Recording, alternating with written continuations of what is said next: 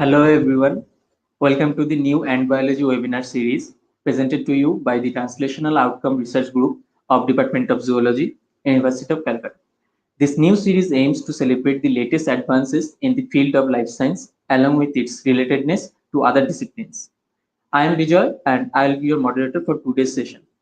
Before we begin, I would like to inform you that you can post your questions in the YouTube chat box and we shall moderate them at the end of the lecture. You are free to interact with each other and with the speaker. If you have any questions or comments meant for the speaker or for us, feel free to email us and we shall address them to the best of our abilities. And you will also send us your feedbacks through the feedback link, which will be provided in the YouTube chat box near the end of the session. So without further delay, I would like to request our convener, Professor N.R.I. Banerjee of the Department of Zoology, University of Calcutta, to welcome our speaker, Dr. Rakesh Bhattacharya.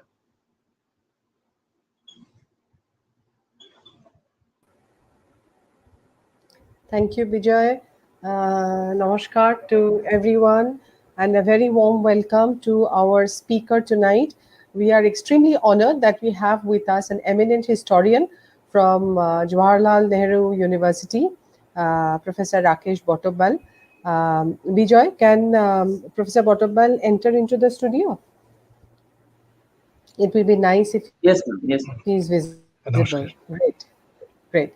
So, a very warm welcome to Thank you, Dr. Bottabel, for coming on our platform, and warm welcome to all our viewers across continents who will tune in tonight or at a later time as these talks are being archived.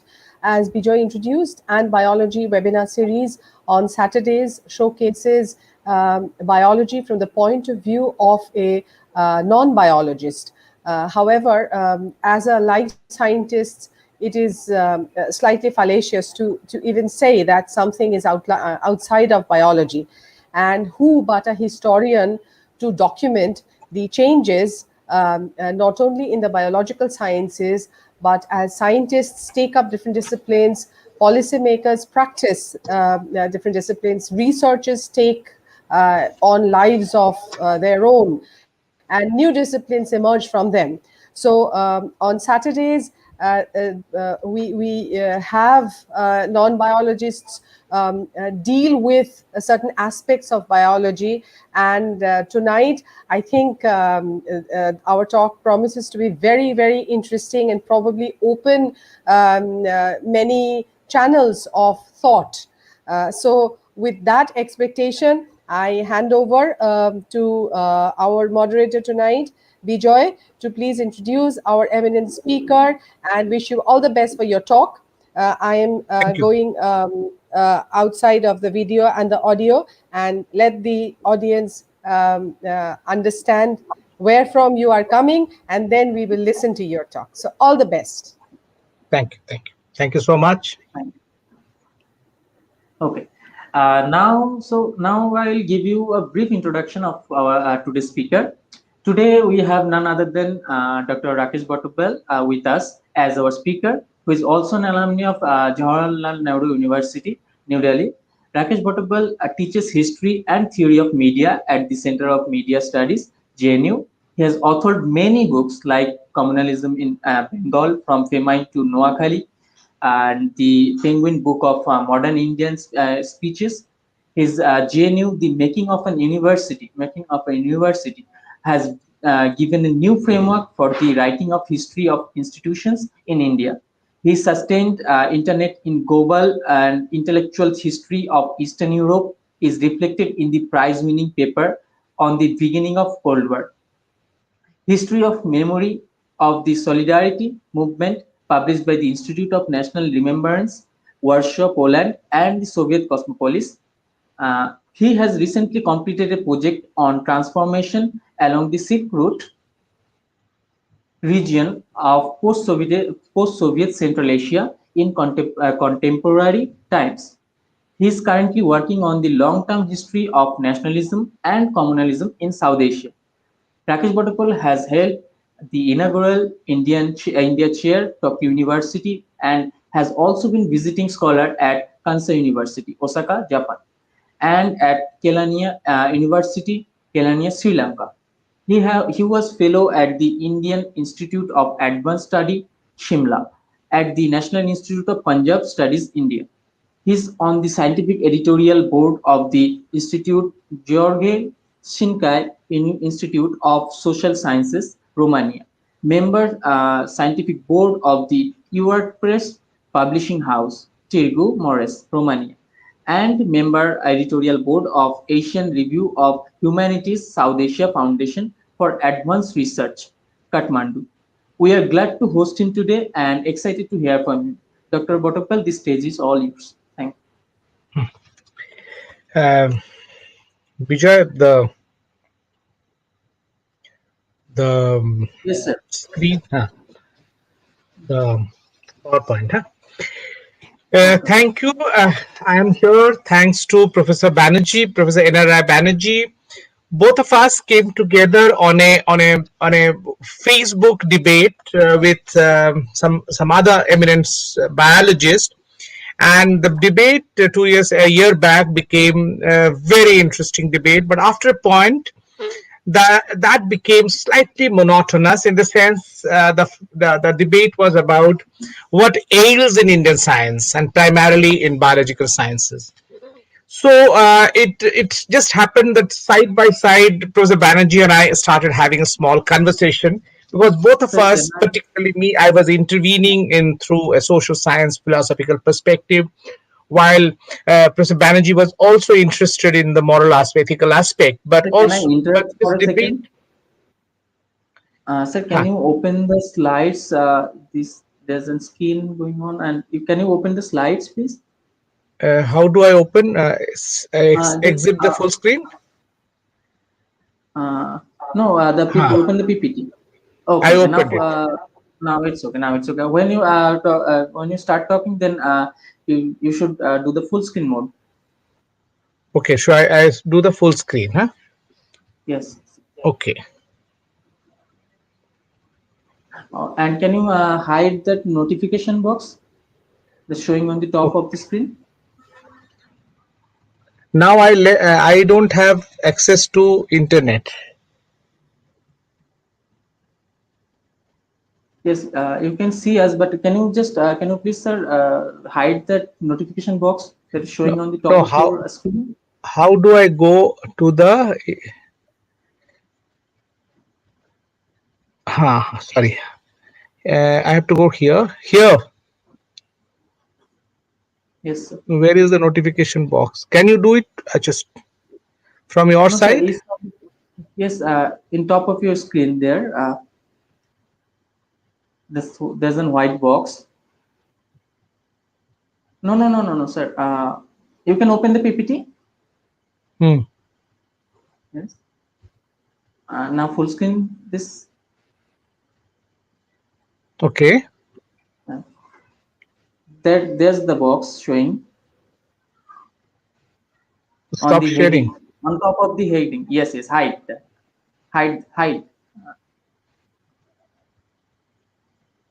Right. Yes. Thank you, sir. It's okay. It's fine. Sorry. It was so simple. So No, now it's okay. So, how do I go there in this? Am I visible? uh, yes, sir. You are totally visible. It's okay. Okay. All fine. So while we were debating about this fact of what ails in biological science, the scientific establishment, when a lot of paper were retracted, I was making an issue that it is not about what ails in sciences that we should be focusing about, but we should find out the impediments of larger number of scientists, larger number of science teachers, larger number of students, that would help us, rather than uh, catching people who are doing some misdemeanor, or they're forced to do certain misdemeanor. So this debate finally made us a kind of small bonding, and it is in this, therefore, that led me to this lecture today, this speech today. But in the process of this, preparing for this has brought two stages. The first time, actually, I was supposed to speak earlier, and that time, had I spoken that point of time, I would have I would have been speaking something slightly different, where this word quantum may not have come in such a prominent form. But since then, a lot of things have been happening in the way the country in India, the nation state, so to say, that nations, all of them have come up with a very strong last 6 7 months have been very pacey, they're racing. The countries are racing with each other in order to gain what the quantum advantage. So all the countries, that, as I will show you, how they're committing they're pledging certain huge amount of money, and so much so that in our latest budget, the government of India has also pledged 8,000 crore rupees for quantum. Now that makes it slightly a slightly I won't say slightly, it makes a very important issue, which I thought biological scientists, students, scholars should at least be concerned about, not conscious about, concerned about, because in the historical past, in the recent last century, for example, anytime such amount of big changes have happened, ultimately biological science also gets affected in a major way. Maybe earlier it was a decade later, but now the changes and the transformation will come almost instantaneously, very soon, almost synchronized manner, because the division between disciplines have more or less got obliterated in a major way. So in this sense, therefore, this lecture is called Quantum Frontiers, because the frontiers are opening. I'm not going to talk about quantum mechanics or quantum computing or quantum computational ecosystem, but I'll rather use that as a new frontier. I'll give you a vague notion of what the frontiers is, just through how the countries are approaching that. It is in that vague frontier, the kind of background, the kind of template, that I've been talking about a very touchy issue, a very important issue about gender, because all this talk about policy making, about budgeting, about institutional building, are sometimes assumed in the scientific domain as they are agendered, as if gender doesn't matter, as if the caste doesn't matter, as if many things does not matter. It is assumed, but they matter. As in most advanced country like US, where the scientific establishment is a huge establishment, the race and gender has come up as a very important issue. And as I will point to, I'll give you some evidence of how gender matter. And in that kind of historical background, I'll try to raise certain issues here, in the sense of not saying what ails in Indian science, but rather what we can do. We can argue, we can nudge the policymaker, we can nudge ourselves into seeing that in a different manner after this lecture. So, for example, you see the pandemic, in the science communication debate, in the manner in where you have a full establishment, Vigyan Prasar, you have All India Science Congress Association, and all these things. They are there. In fact, last 100 years, 200 years, the discussion about science communication is, it revolves around three things. One is, they educate the public of science. So they use the word popularizing science, sometimes making people aware of science. But most of time, it may be, as people have seen it, people are made conscious of science in order to affirm the scientist being there, and therefore science, the funding of the science should be legitimized in this sense. And people have actually written, debated, and all the debate about public communication, public sphere, and science. In India also, the issue of scientific temper. It's scientific temper, while it was used to create a new citizenry from last 70, 80 years, but at the same time, it also legitimized the scientists and the entire notion of funding, and the state funding the science. So in that sense, scientists, those who are studying, those who are researching, those who are those who need funding for their research, needs popularization of science, need science communication with a public which is not generally reading a nature or a current science or specific journals of the discipline, but who needs to know the science, who needs to know what is happening in the scientific body, and they will therefore help them by legitimizing the state or affirming that the scientists should be funded. Now, what has happened in this pandemic, that now the scientists don't need any affirmation, a conscious effort to get the affirmation, because public now knows, public are aware, public is in fact eager that scientists should come out. It is a scientist, it's a biological scientist, it's a medical scientist who are in the forefront of research in getting the vaccine. The one word vaccine has made work so important, easy. On the other hand, and another thing has happened in the whole pandemic 1 year, that and this will actually, somebody can actually write papers, somebody can write books, getting people's feedback, that what has happened, if you're intuitively seeing it, that till recently, till a year back, it is the medical scientists who are seen to be the savior of human lives.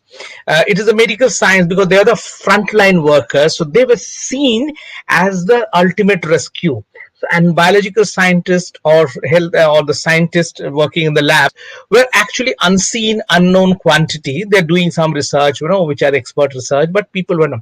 Now, the first time, if you see, the pandemic has made people aware that is actually not the case. It is the scientists who are doing research in the lab who will bring the vaccine and save their life. So it is actually a win-win situation for the scientists working in the lab to get the popular public affirmation of their work. So this is a very important moment in our history, important moment in the history of the biological sciences per se.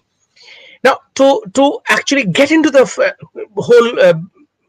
whole business of this issue, I used two kind of approaches. First, my own entry is not through experimental biology or biology. I'm not a biology student. I've never been a biology student. But it's the institutional history, because when I wrote the history of JNU, I actually had to go back and read the institutions of biological sciences, zoology, botany, the departments that came up. For example, the kind of network that helped institution to grow up. For example, do we ever ask a question, why Calcutta, for example, or Calcutta particularly, is such a big joint of biochemistry? Now, how does it happen? Does it happen automatically, or there's some institutional history that needs to be recorded in that sense? Similarly, why is it that the physics has particular centers? Why is it that JNU and the South Delhi, for example, from Delhi University's Ambedkar Institute to South Delhi's microbiology and genetics, to JNU's 3, 4, 5 centers of biological sciences, to ICGB, to NII, to NIPGR. So this belt has become one of the biggest belt in the world for a kind of one place belt for biological science research. So why does it happen? It happens because certain institutions grow out. For example, Panchanan Maheshwari, when he taught in Dhaka, he came to Delhi, set up from Dhaka, he comes to Delhi University. 49, he sets up the botany department. From there, Maheshwari, his son, then other came up, and then Sudhir Sapori, one of his students, and then you have many other students come to JNU, they set up their labs here. From here, people migrate to different institutions and they set up different labs. So in that process of history making, institution making, and I use in this also partly this, I'll invoke others to do this work for me, and because I'm not don't have the time, and in fact I didn't spend that much of resources in this. The second is, and which is more important for me, is the biographical note, because it is not experimental. So I used my historian sense to use biographical notes, because it is about women scientists and how they saw the whole process from their quarters, and how I use that vantage point to argue my larger point. So it's partly autobiographical, mostly autobiographical. Now it's second. Now, what has happened over the last 1 year has actually brought to a relief, to a very frontal way to us, is the question of quantum, the quantum computational. Now, in quantum computational, the world which is emerging, most developed countries in the world has now or have now started pledging a huge amount of resources in becoming the first or second to become the first. China was leading and US is catching up, and so they are racing. Now, quantum, why is quantum frontier so important? Now, for example, I was just talking about, I use this part, the way nation states, the countries are racing to catch the quantum computing, is more important than what is quantum computing for me. I may not be the right person to answer many questions on quantum computing and biological scientists. Many of you are maybe familiar with some of the things about qubits and all, and how that is going to actually help, that may be going to revolutionize biological sciences in the years to come. That's already in your mind, but you don't know what. So I think that today is the day when you start doing that thinking. I have not done much of thinking on that, say, except reading a lot of review literature. But I am familiar with the kind of the policy making, the kind of things that are happening in the Eastern Europe, for example, where I have my own work concerns, and hear how this the budget paper that has come up with 8,000 crores pledge. Now, it is in this new frontier which is opening up. I picked up some of the basic points that in the history also happen when such a frontier is open. And in that new frontier, where are the spaces? Where are the spaces for women scientists? What happened in the past, and therefore what is going to be happening or not happening in the future once this frontier is open? Can we go to the? Sorry, I can. Now, the last 100 years, if we take 1920 to 2020, and it's interesting because this 100 years is also the 100 years of the pandemic of Spanish influenza. You see, the period was a rapid change for sciences and also for biological sciences, as you most of you know. Now, in fact, mm, in 19 particularly 1950s and 60s saw a major competition between the socialist world and capitalist world that also pushed the frontiers of science. And in the 50s, if you many of you may not be knowing, but in 50s came what is called big science. Big science was where major countries like US and others have got together and invested a huge amount of money to bring the scientists from all over the world. And in fact, in biological sciences, they said we will all create a kind of huge universal repository of biological sciences or human science. Like today, our DST, and some people are doing what is called Manav, the man, what is it called, encyclopedia or something. So that big science was also brought in, not only scientists but a lot of funding also from private parties like Rockefeller and others in US. Rockefeller, in fact, funded in 50s and 60s California Institute of Technology, Caltech, and Cambridge University. And in this sense, Cambridge, which was not a very science-oriented university, actually booms and becomes slightly science-oriented university, whereas Caltech become a major player in the scientific body. So this investment has a lot of role to play. Now, it is in this big science that happens. Uh, let me read.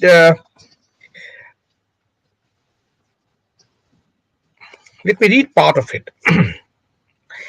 Uh, if a century between 1920 to 2020 is any indication, researcher and studies in both what is now known as big science and also in the smaller academic teaching, the conditions in biological sciences have completely changed. It is in these change conditions that one implicates the issue of whether there are some disadvantaged position exist. Here I'm talking about women. It could be caste, it could be class, it could be disability, it could be anything.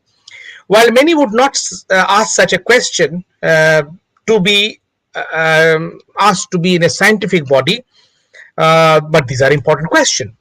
Some eminent scientists who wrote famous books on the development of biological science, for example, Alan Garland, Life Sciences in 20th Century. The book was first published in 1975, and then a revised edition came from the Cambridge University Press. Later on, in a review, in a edited review volume, Garland says very important things, that gradually he comes to accept the social scientific arguments about paradigm, about social questions being part of science, and all these things. Strong program in sociology, for example, one of the critical area that have evolved in the post 70s, Edinburgh and other places, where they're asking strong questions of science and trying to place science in its historical and sociological rooting. So therefore, these questions may not seem to be scientific to a scientific body, but they are germane to science. So science cannot escape its social conditions. However, by the 21st century, the situation has taken a new turn with the important developments. The two macro developments have been: first, biological sciences has been moving since the 50s into what one may like to call micro and more macro areas, so as to reach today at the nano domain, trying to forge ahead from genomic and proteomic to what recently I was reading is a post-genomic biology. Thus, the big science of the 1965-67, which provided the greatest boost to biological sciences across the world, more so in the United States, Europe, and Soviet Union, has now seen another kind of big science of the nanoscience. A lot of money had come recently. This has direct linkages with the way biological science has acquired its new shape of experimental universe, which is more than ever in its history depended on technology. And technology is coming with massive investment on one hand, and its direct connect to the application on the field. So this investment also meant that a lot of technology has come in. So science today cannot be even, in fact, experimental science in the labs cannot even be thought in terms of not having instruments of very high quality, instruments of very high investment too. And we'll come back to it later.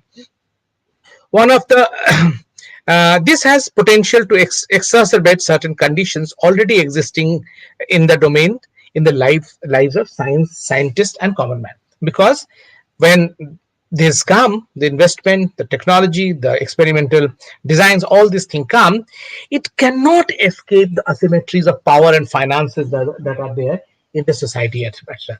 So therefore,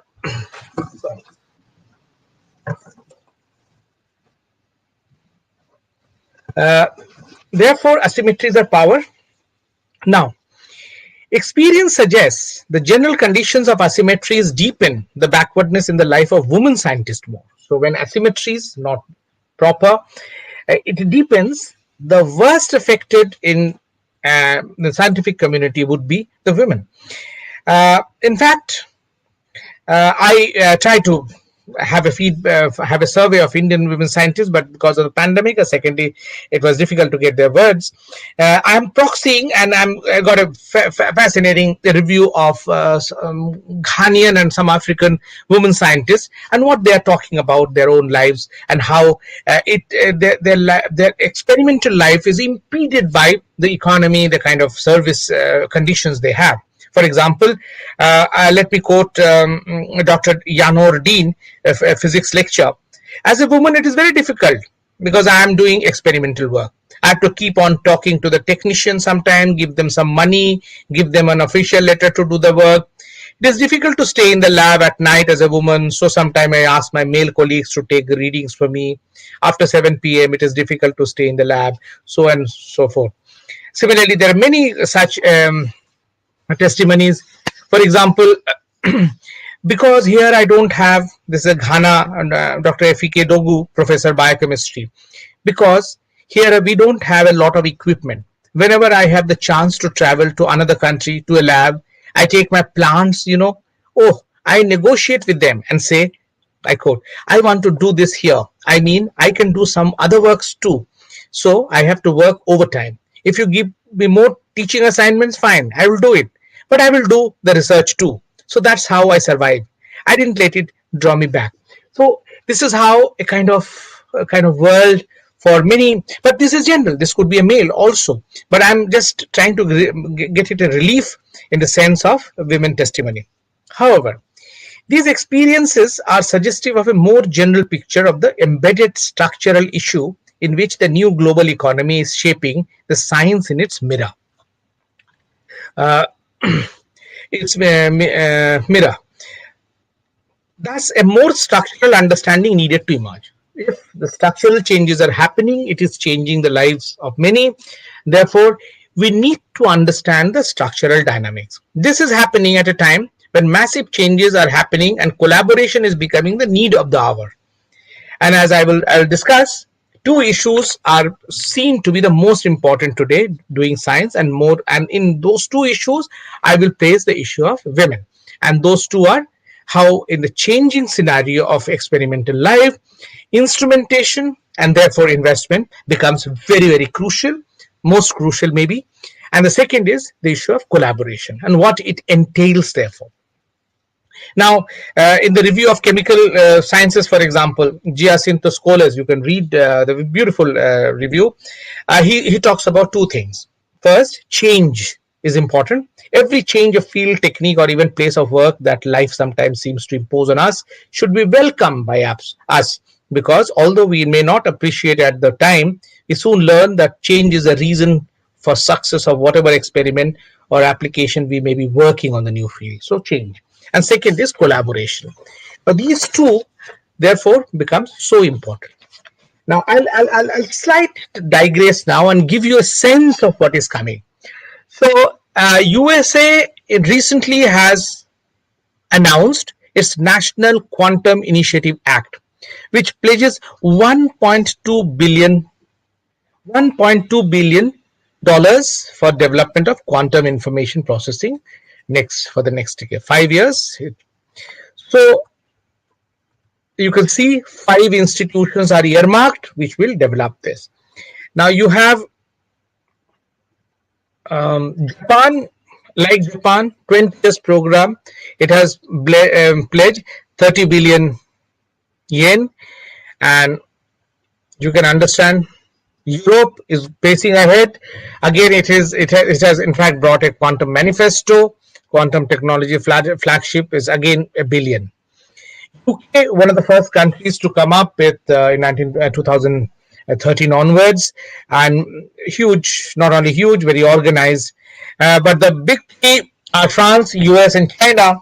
In fact, President Macron talked about quantum strategy, paramount important, like artificial intelligence, microelectronics, health, energy, and space technologies. Quantum technologies are among the few keys to the future that France absolutely. That means, and you can see the investment, 1 billion. And you can see Germany, again, 2 billion innovation program. Russia, 2. You can see they when they publicly announce these areas, you can be assured all countries also do not, in fact, announce certain areas that are. In fact, China seems to be slightly ahead of everyone else, and they have pledged $10 billion in Hefei. They are building up. Now you can see India. Now read the title of the pledging: National Mission on Quantum Technologies and Application. No other countries have used the word application, but we have used the word application. So you can understand our slant also. Now, what does it mean? What it means, as I earlier explained in partly passing, that big science in 1950s and 60s invested in the name of big science in biological sciences, also in other areas of defense sciences in post Second World War, and then in the Cold War. Huge amount of investment had come into many universities from private parties as well as the states. and in primarily in American universities, and they changed the character of those universities. In fact, Stanford, MIT, Harvard, and many other universities boomed because of this war funding and the Cold War funding, because a lot of defense investment came. Now, this large scale state funding also many a times skew the disciplinary boundaries. In fact, some disciplines become so important at the cost of the other. Similarly, some kind of technique becomes so important at the cost of the other technique. Some a particular subset of a discipline becomes very important. So this, because the state this is quite often the state guided research. Therefore, when the states are in a competitive age with each other, the research also gets influenced. So you can see in Indian institutions, most Indian universities are completely dependent on the state funding.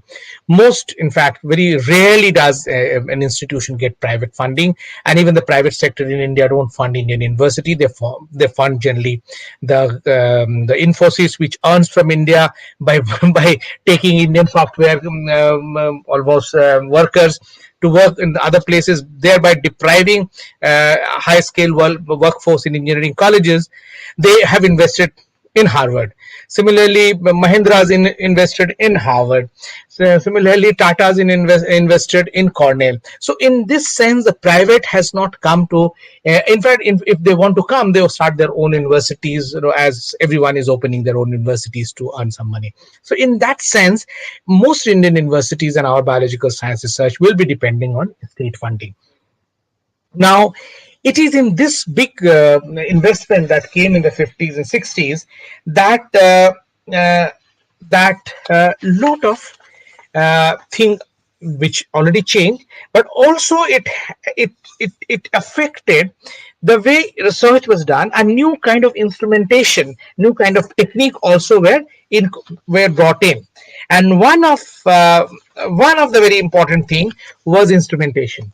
And in this, I must give you this very fascinating discussion on Mildred Cohn and her popularizing NMR in 1960s. And it's a very fascinating book by Carsten Reinhardt, article, Carsten Reinhardt, where she talks about Mildred Cohn, Schulman, and Zardersky, about how they worked on an NMR and different instrumentation, and how there is an implicit understanding in article as well as Mildred Cohn's own testimony of her being a woman. How does it affected the popularization by her and her own research, and the way she wanted others to accept that research, that technique of her particular technique of NMR in the 1960s and onwards as being woman. And this is a fascinating discussion that she does. Now, therefore, by 60s and 70s, we could see a lot of change. Now, for the new students, those who are just joined research, we may not have a sense of what it used to be. And Professor Banerjee and others who are the seniors will give them some sense of what used to be the research earlier. But I was quite happy to see Beatrice Sweeney, one of the pioneering plant physiologists, to say this in a very nutshell. I quote her. In 1987, she was talking about her own experience. The state of the art in biology when I started graduate school in 1936 was as follows. Electron transport in photosynthesis and photophosphorylation had not yet been discovered. That chromosomes were equally divided among the progeny in cell division was understood. The genetic material was unknown, though Mendel's work had demonstrated its necessity. Microtubules were unknown, in fact. Electron microscope had not yet been invented. Mitochondria had been seen in the light microscope as barely visible elongated bodies. The citric acid cycle had just been discovered. I learned it for my orals.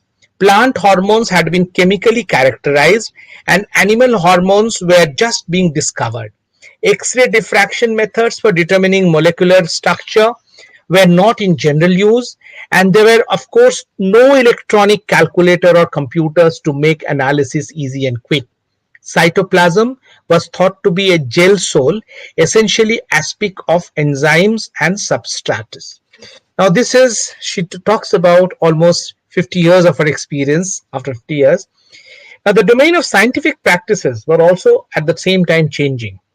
And now this changes as you are the children of the changes that happen. New types of instruments come in. And as I was talking about, Rockefeller Foundation infused funding in California Institute of Technology and Cambridge universities. Gradually, by 70s, you have, for example, electron microscopy, diverse kind of spectroscopes, electrophoresis, and ultracentrifuge. So by now, by 70s and 80s, you had lot of equipments available, and all the method of NMR is and spectroscopy is already there. Now you see, these changes have their own life.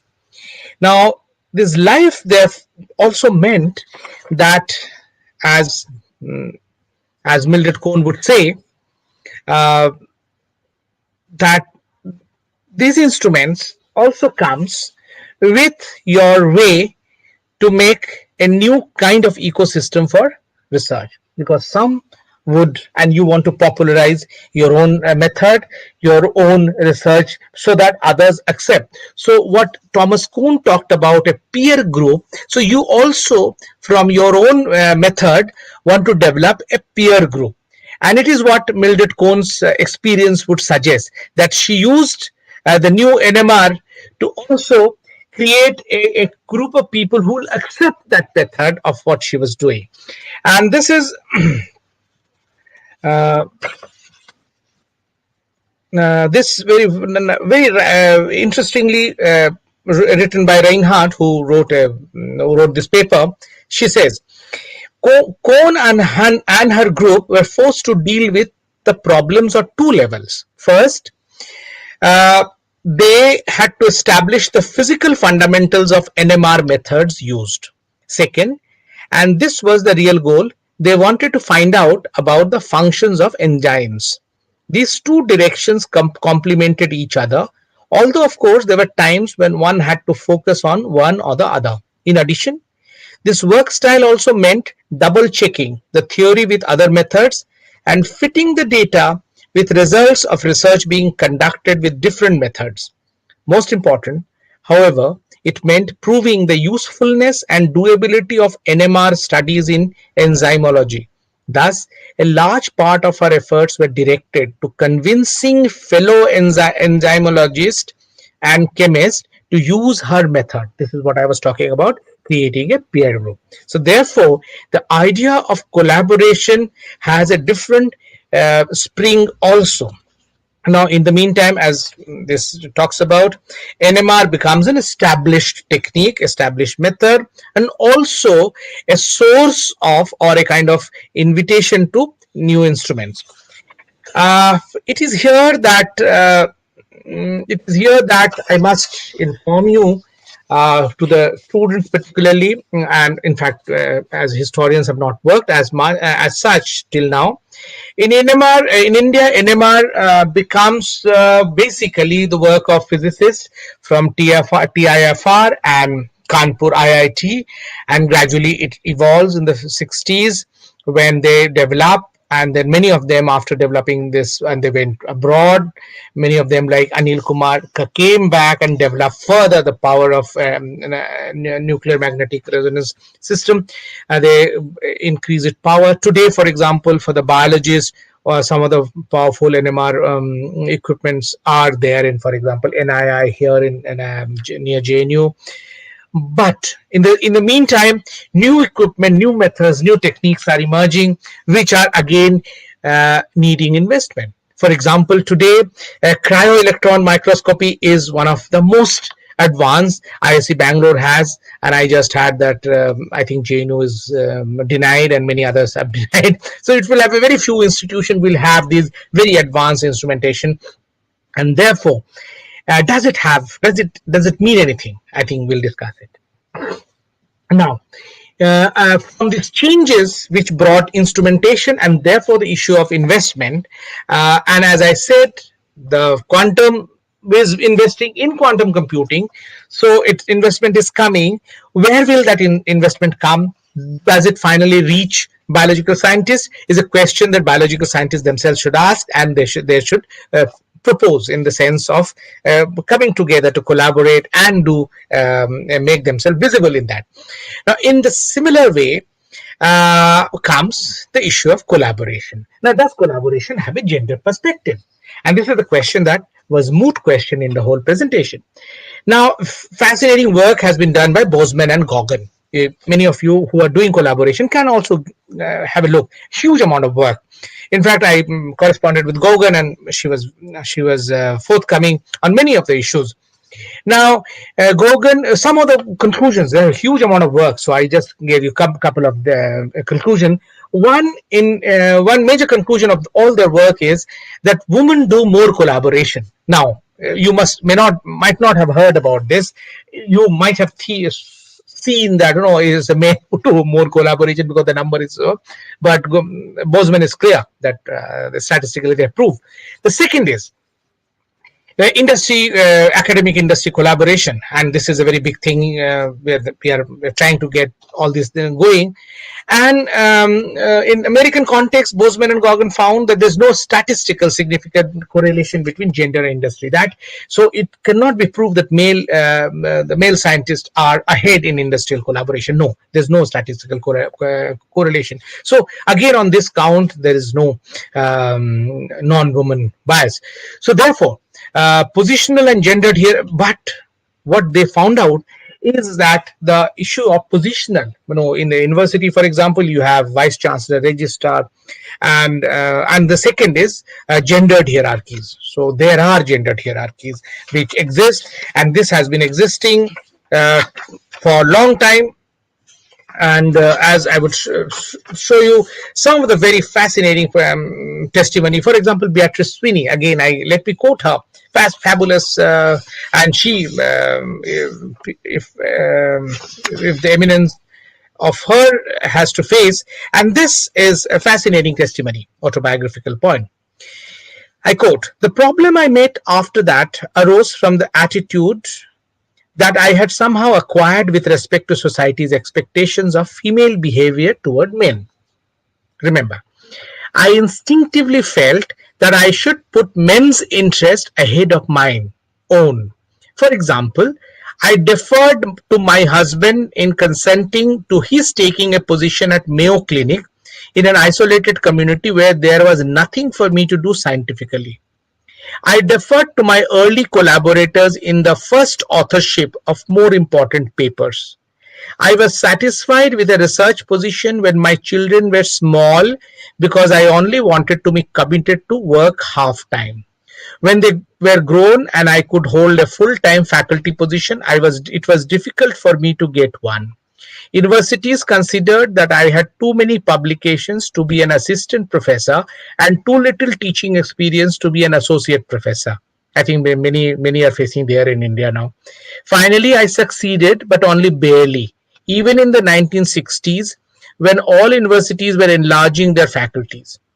The attitude of servility and guilt about pleasing ourselves that we learn as little girl is, in my experience, the greatest deterrent to equal opportunity for women.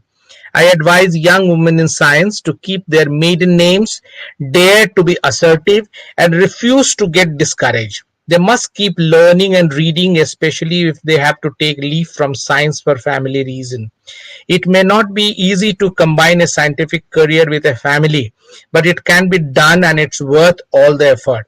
Research has sustained me through many otherwise unbearable times and given me much satisfaction, made my older years exciting. There is a temptation for women to settle for the family alternative as simpler. However, sooner or later the family will want a second income. A high percentage of all women do work at some point in their life. When that point arrives, it is crucial for a woman to be prepared to enter or to resume a challenging career. She is writing in 1987, which holds maybe true even at this point of time.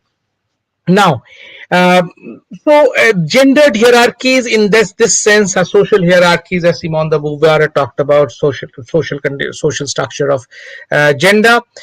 The second important issue that many of the scientists have spoken about, and many others have actually contested that account, and uh, um,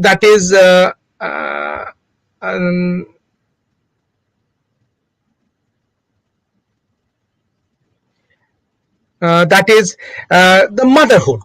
And it's a very interesting work by Monsoon,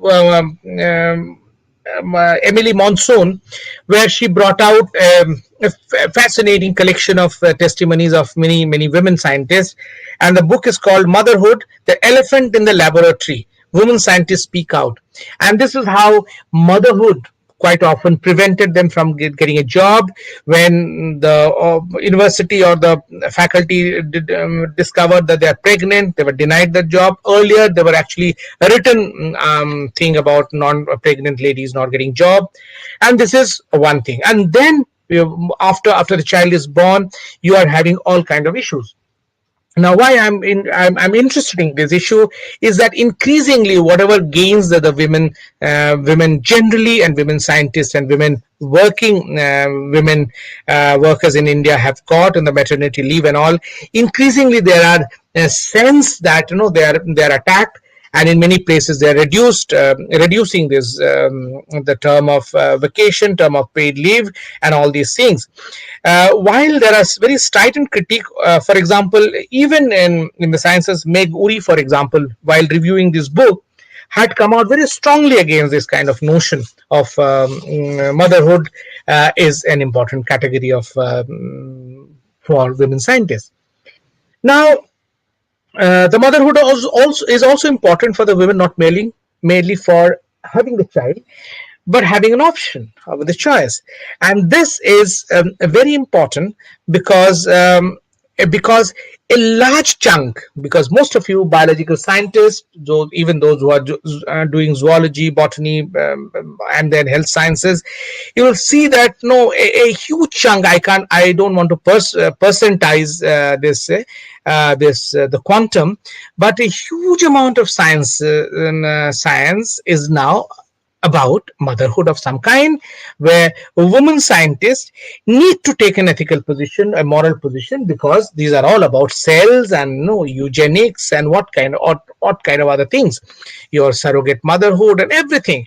A lot of things are related to very ethical issues, where as a woman, one needs to take a position because of one's being a mother, but may not be able to take because investment, state, hierarchies, everything is involved. And therefore, in many places, it is becoming a very one is woman and a scientist, and yet the whole structure is extremely non sympathetic. So it is in this sense, again, huge amount of investment needs to be watched very carefully. um, I'll, I'll I'll have two three other testimonies.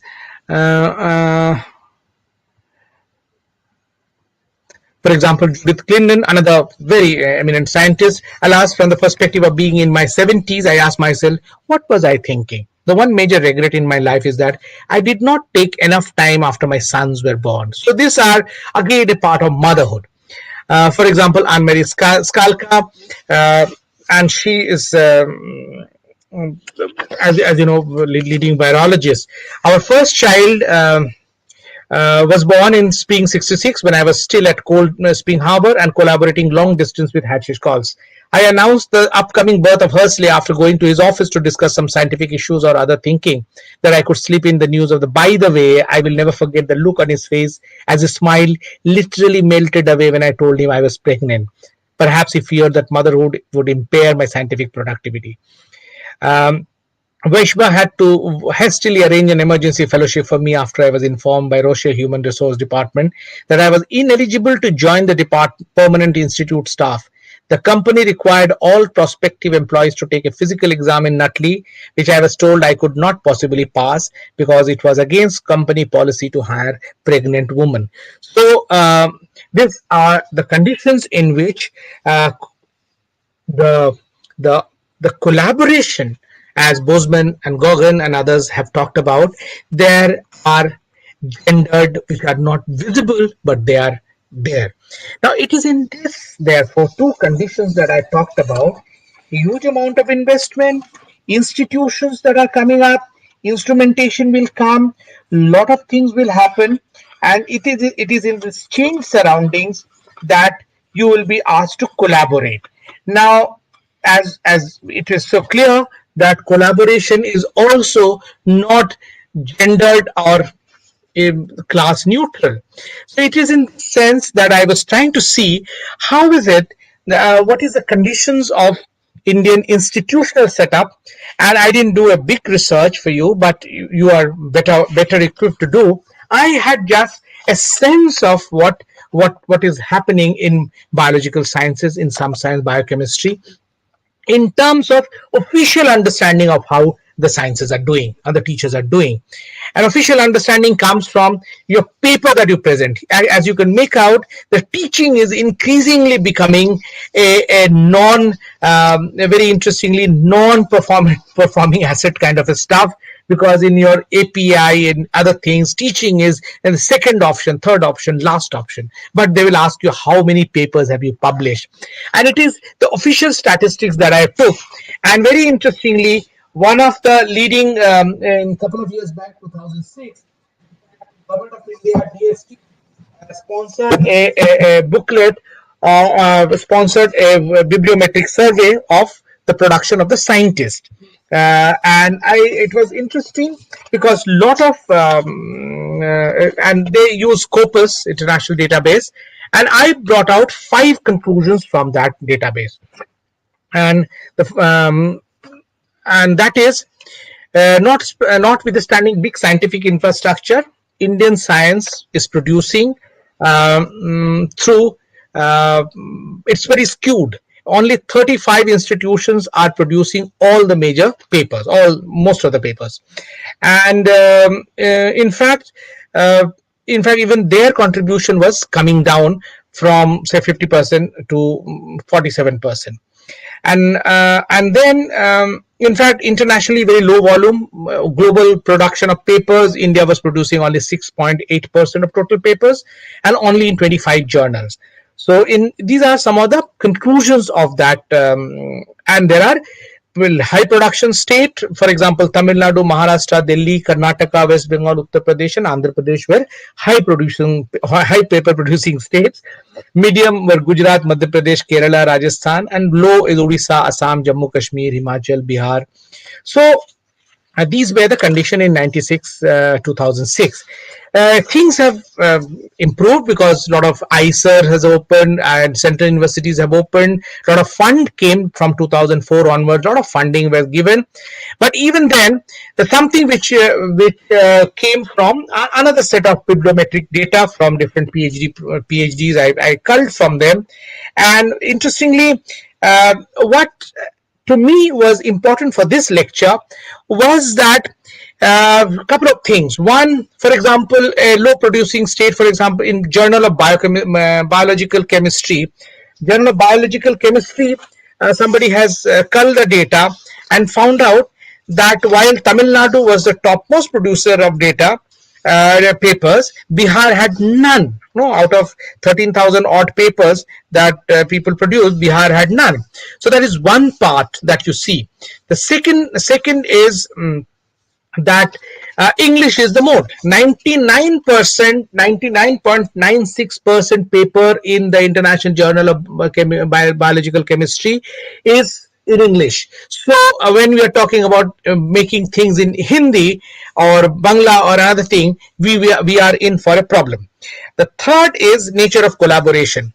82 point in this Journal of Biological Chemistry, for example, it says 82.4% collaboration of Indian collaborative papers are within the country. Therefore, within this country, the space of collaboration exists. And as I saw from the advanced country experience, there is the women can do more collaboration. Women are there's no no data which suggests women are less capable of doing collaboration with the industry. So what is it that does not allow women in in many parts of India to have this? Because overall it is down. Overall it is down. For example, you have low producing state which is not producing any even with infrastructure or no infrastructure. It's not sure, but it's not coming. So therefore there's a larger question. There's a midterm question about your institution, and third is a question of gender. Now in this format, therefore, how is it, or what is it, that the new investment module, the new ecosystem that will come up with the quantum frontiers, how are we going to yoke it in our favor? How is it that is going to skew the institutional structure further? Because 35 institutions were producing most of the paper. Also, precisely because they have the most advanced equipment, which many universities in many colleges where teaching postgraduate department do not have or will not have. And in this new atmosphere where quantum will take a lot of funding, because if the government decides to channel the funding from the normal research into that research, you will be further starved of the funding. So it is in this, therefore, when the funding is skewed, when the institutional design is skewed, the worst victim, the worst sufferer are the women scientists. It is with this note that I end this lecture, and I'll wait for your questions, suggestions, support. Thank you. Thank you, sir. Thank you very much. Uh, Thank you, sir, for your wonderful and enriching lecture. So we have few questions from our audience. So with your permission, can we go through them? Please, please. Okay.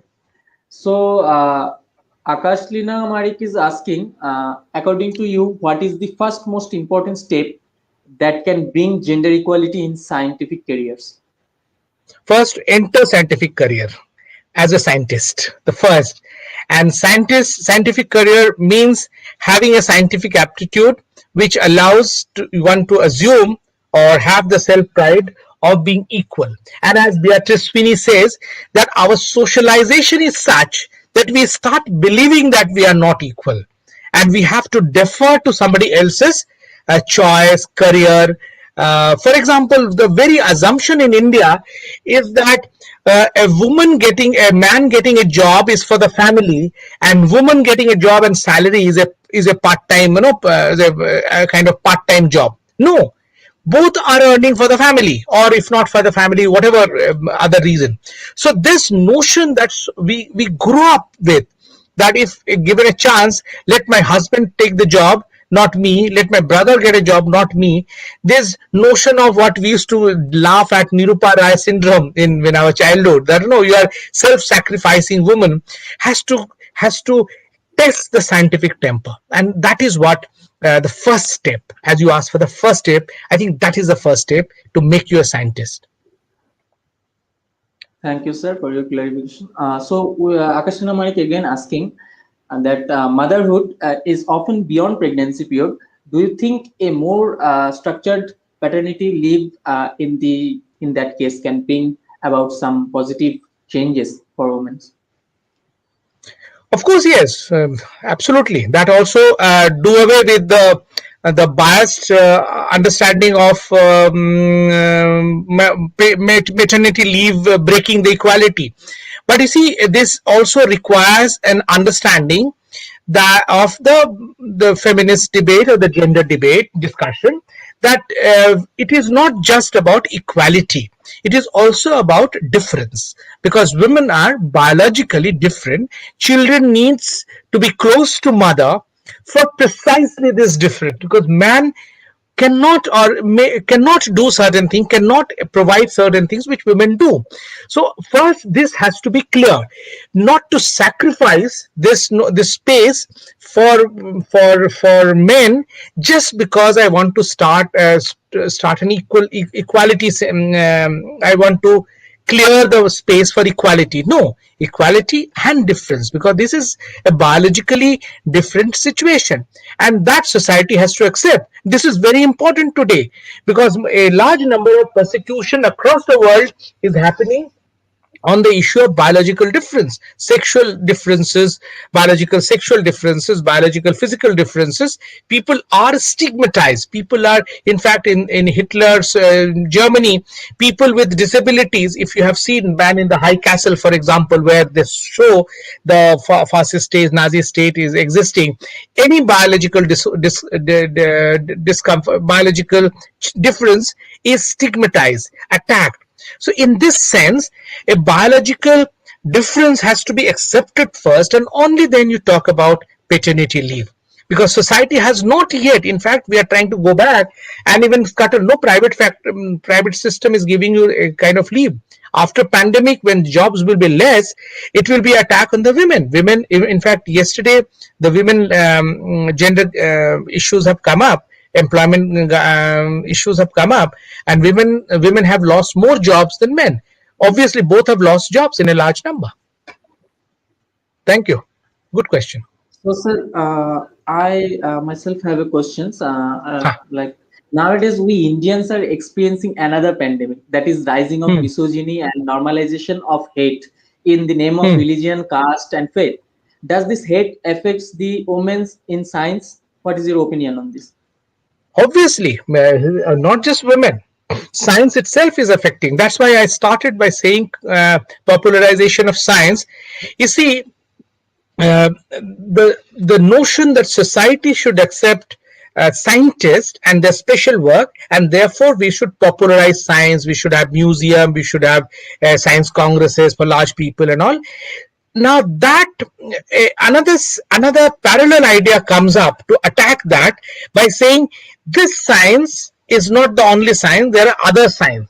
And that's why during when the scientists were getting prominence first time, if you remember, first time, as I made it a very explicit, first time in the pandemic, when the biological experimental lab oriented scientists were getting an edge in public perception that they are making vaccine for us, we started attacking that public perception by saying, if you thali bajana or coronil and all kind of different kind of notion, we're trying to attack that notion. And therefore science is constantly under attack in the sense of science being science. That's why I showed you India's policy is quantum, computation, whatever, and application.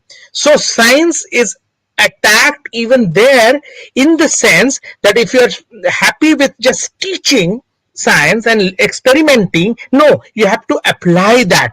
Now many people will not agree that that is just science, but that's something else also. In this sense, therefore, when atmosphere is created of hate and normalized, hate is normalized. What is more than hate is envy is normalized.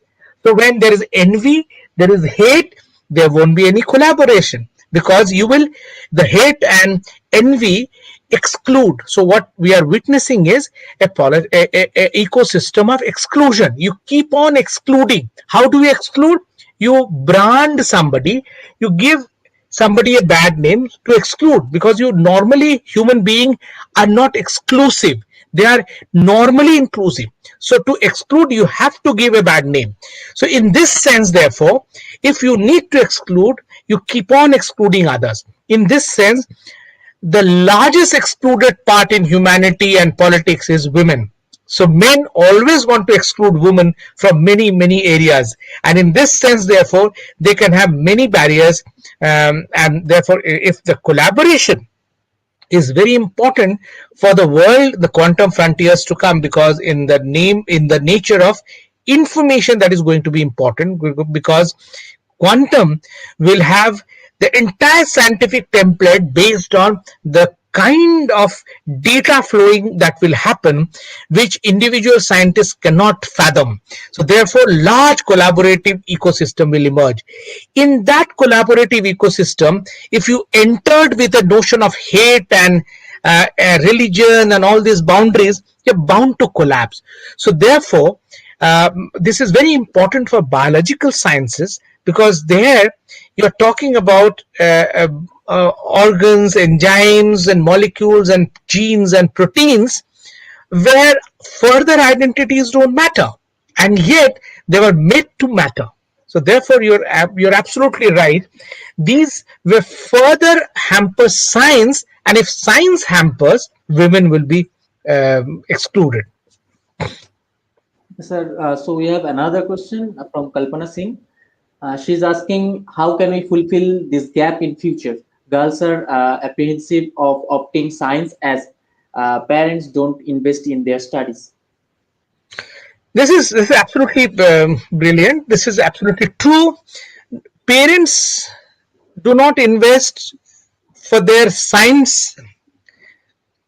Parents don't invest in their education, but gradually, therefore, that's why the message of my talk was that we have to nudge, we have to understand, write it, we have to lobby with writing different places, that state has to invest, because we don't have other investment.